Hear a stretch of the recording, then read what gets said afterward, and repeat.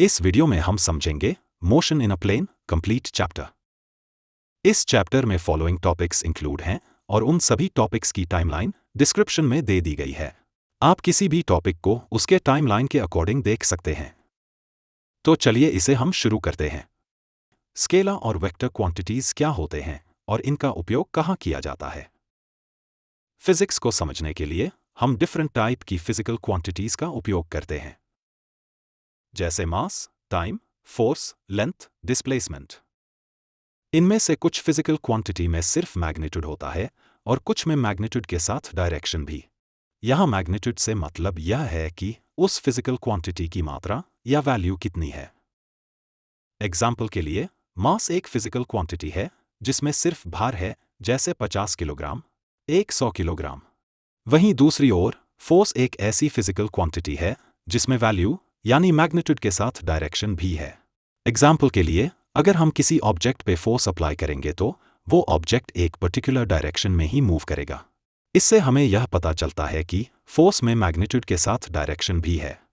अब इन्हीं physical quantities को उनके नेचर के अकॉर्डिंग कैटेगराइज किया गया है, जिन्हें हम स्केलर और वेक्टर क्वांटिटीज कहते हैं। आइए इन्हें हम कुछ सिंपल एग्जाम्पल के साथ समझते हैं। Scalar quantity.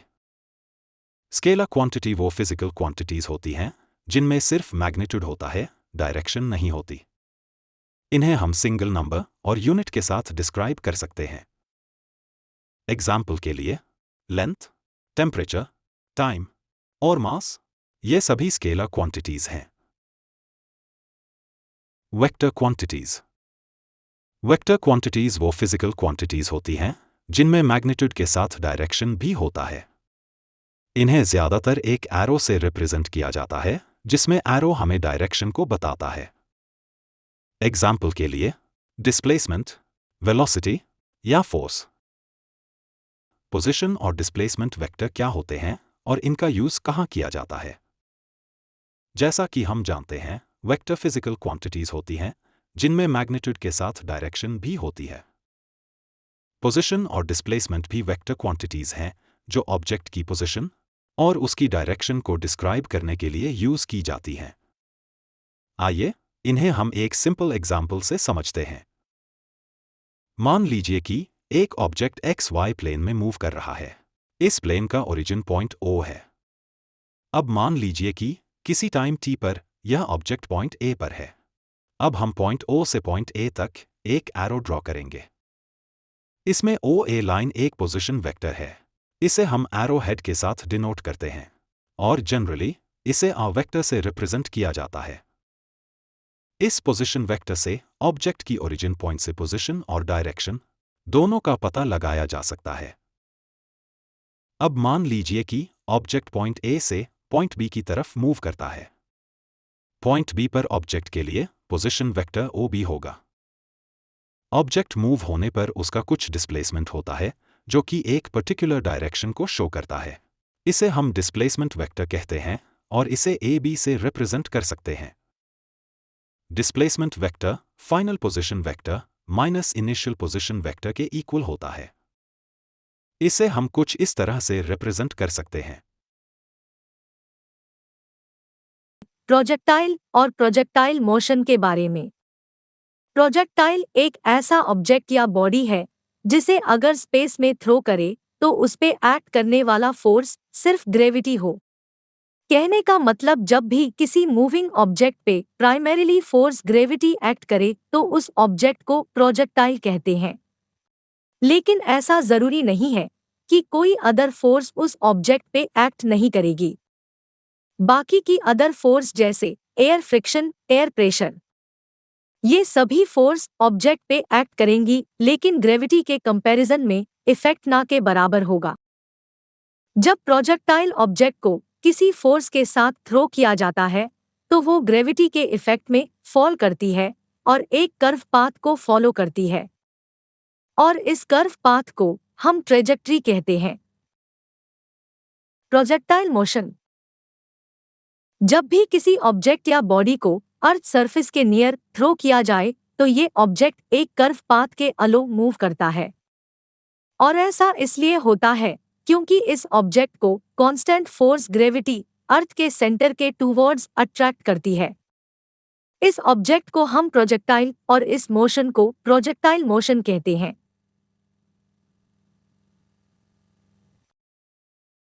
आइए अब समझते हैं कि प्रोजेक्टाइल मोशन कैसे होता है।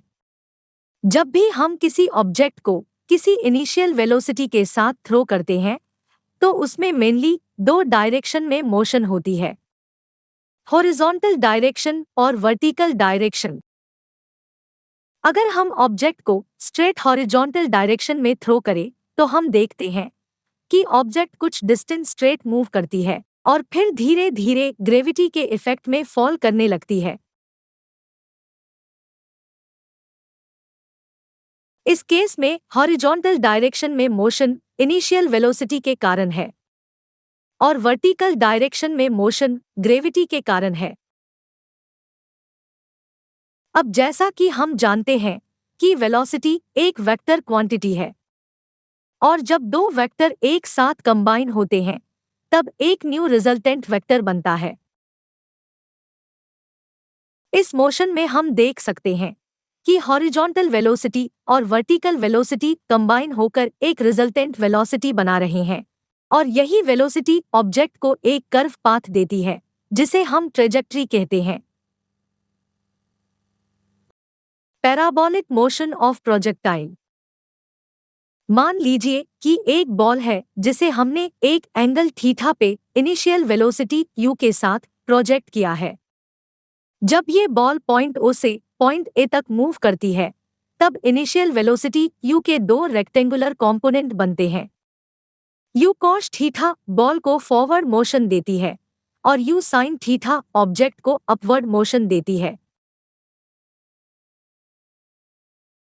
अब जैसा कि बॉल ग्रेविटी के अगेंस्ट मूव कर रही है, जिससे बॉल की वेलोसिटी वर्टिकल डायरेक्शन में डिक्रीज होती है और एक टाइम ऐसा आता है जब upward velocity u sin theta gravity के इफेक्ट में 0 हो जाती है, जिसे हम पॉइंट A पे देख सकते हैं। इस पॉइंट पे horizontal velocity u cos theta है, लेकिन वर्टिकल वेलोसिटी 0 है। इसके बाद बॉल ग्रेविटी के इफेक्ट में डाउनवर्ड फॉल करना स्टार्ट करती है, जिसे हम कर्व AB पे देख सकते हैं।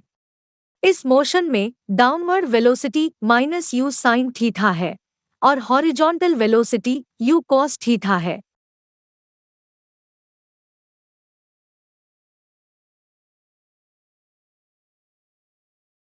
एनिमेशन में हम देख सकते हैं कि बॉल ऑब्जेक्ट ने जिस कर्व पाथ पे मोशन किया है, वो एक पैराबोलिक पाथ है। इससे हमें ये पता चलता है कि जब किसी ऑब्जेक्ट को ग्रेविटी के इफेक्ट में थ्रो किया जाए, तो वो पैराबोलिक पाथ पे मूव करती है। प्रोजेक्टाइल मोशन के डिफरेंट पैरामीटर फाइंड करने के लिए हम इन इक्वेशंस का यूज कर सकते हैं। इन इक्वेशंस में u initial velocity, g acceleration due to gravity, t time, s displacement और v फाइनल वेलोसिटी है। Uniform circular motion. जब एक ऑब्जेक्ट कांस्टेंट स्पीड के साथ एक सर्कुलर पाथ पर मूव करता है, तब उसे हम यूनिफॉर्म सर्कुलर मोशन कहते हैं। इस तरह के मोशन में ऑब्जेक्ट सर्कुलर पाथ पर इक्वल टाइम इंटरवल में इक्वल डिस्टेंस कवर करता है। एग्जाम्पल के लिए, अगर कोई ऑब्जेक्ट 5 सेकंड में सर्कल का 1/4 पाथ कवर करता है, तो नेक्स्ट 5 सेकंड में वो ऑब्जेक्ट फिर से 1/4 पाथ कवर करेगा। यूनिफॉर्म सर्कुलर मोशन से रिलेटेड कुछ basic terms. First, time period. Second, frequency. Third, angular velocity. इनकी मदद से हम यूनिफॉर्म सर्कुलर मोशन को डिटेल में समझ सकते हैं। आइए इन्हें एक एक करके समझते हैं। Time period. सर्कुलर पाथ पर एक रेवोल्यूशन कंप्लीट करने में ऑब्जेक्ट को जितना टाइम लगता है, उसे हम टाइम पीरियड कहते हैं। एग्जाम्पल के लिए, अगर कोई ऑब्जेक्ट एक सर्कुलर पाथ का एक रेवोल्यूशन कंप्लीट करने के लिए 5 सेकंड का टाइम लेता है, तो उसका टाइम पीरियड 5 सेकंड का होगा। इसे हम कैपिटल T से डिनोट करते हैं। फ्रीक्वेंसी। यूनिट टाइम, यानी एक सेकंड में ऑब्जेक्ट सर्कुलर पाथ पर जितने नंबर ऑफ रेवोल्यूशंस कंप्लीट करता है, उसे हम फ्रीक्वेंसी कहते हैं।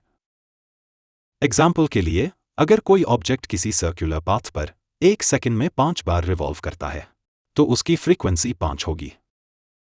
टाइम पीरियड और फ्रीक्वेंसी आपस में एक दूसरे के इन्वर्सली प्रोपोर्शनल होते हैं, जिसे हम कुछ इस तरह से रिप्रेजेंट कर सकते हैं, जहां न्यू फ्रीक्वेंसी है और टी टाइम पीरियड है। Angular velocity. अब जैसा कि हम जानते हैं, एक सर्कल का सर्कम्फ्रेंस 2πr के इक्वल होता है, जिसे हम पाथ डिस्टेंस मान सकते हैं।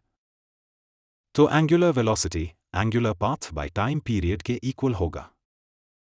इस फॉर्मूला में हम टाइम पीरियड को फ्रीक्वेंसी के साथ रिप्लेस कर सकते हैं। फाइनल रिजल्ट हमें कुछ इस तरह मिलेगा। इस वीडियो में अभी के लिए बस इतना ही। अगर आपको हमारा ये वीडियो अच्छा लगा तो हमारे इस चैनल को सब्सक्राइब करें, इस वीडियो को लाइक और शेयर करें।